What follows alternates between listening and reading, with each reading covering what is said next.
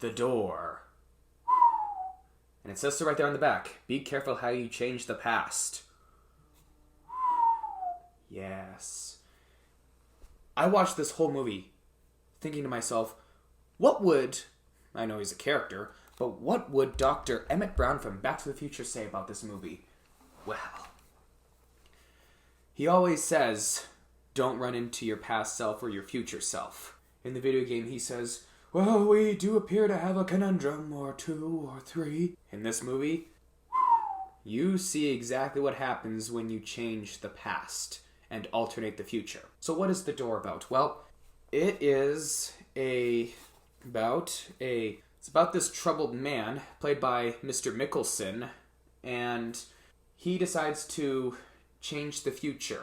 What happened was his daughter drowned while he was out having an affair with another woman. Very bad husband, of course. And what was happening while he was out cheating with his wife, or cheating on his wife? His daughter drowns.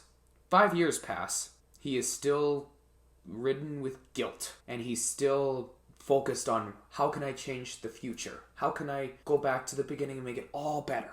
He gets that opportunity. 5 years later, he stumbles upon this door, and this door takes him back, all the way back, 5 years previously, to actually 5 years and 5 hours previously, before his daughter drowns.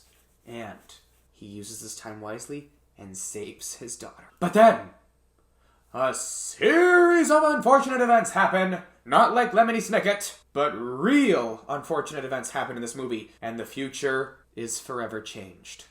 For the negative once again. It is one of the darkest time-traveling films ever. Although I love Mr. Mikkelsen, this was pretty dark. Interestingly enough, the one con I have about the entire movie, this came with the English dub. This is the English dub version. Whoever they got to dub the voice of the little girl, the daughter, did terrible. I'm sorry. I'm really sorry. To the actress who did the English dub for the girl, I'm really sorry. You were terrible. You didn't sound like a little girl. I was fully expecting to hear the original language film. I was fully expecting to hear the original language it was in. And, I didn't get that. This is a German film dubbed in English. A lot of the voice acting, or the voice English dubbing, was terrible. I was really expecting to hear Mr. Mikkelsen's, edgy, gritty, dark voice. I wish I could change the past. I like Mr. Mikkelsen. He's one of my favorite actors.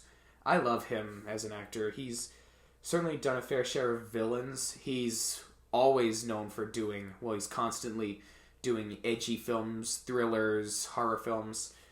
He's mostly the bad guy, but it's nice to see him as a good guy / anti-hero for a change. I liked his turn as the anti-hero for Polar, but Polar's a different story. I'll talk about that another time.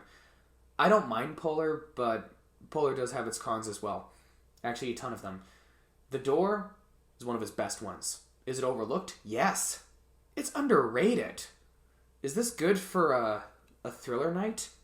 It's actually good for a romance thriller night. I'm not sure about watching this with your girlfriend or boyfriend, but I say if you're in the mood for a thriller night, The Door is a good option.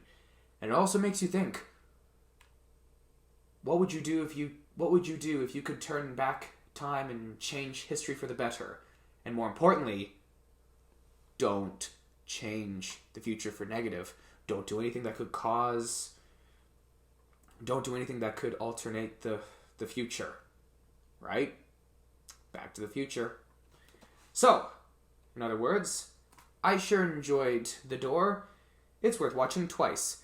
In fact, you will have to watch this more than once. There's going to be a lot of scenes where you say, wait, what? What's going on? Because some people from his previous reality enter into this alternate reality. You understand what I mean? I can't really spoil much of it, but your best bet is to watch this movie more than once. I'm going to say twice. Watch it twice and you'll be laughing.